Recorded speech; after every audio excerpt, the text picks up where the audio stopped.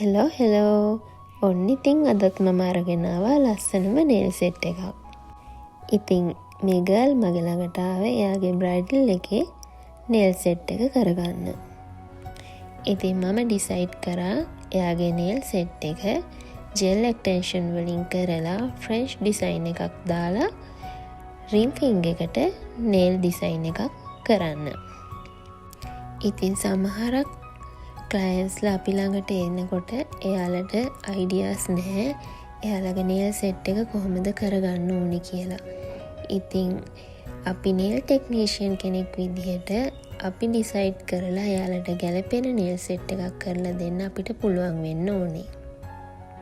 ඉතින් මට පුළුවන් වුණා මේ ගර්ල්ට ලස්සනම nail set එකක් කරලා දෙන්න.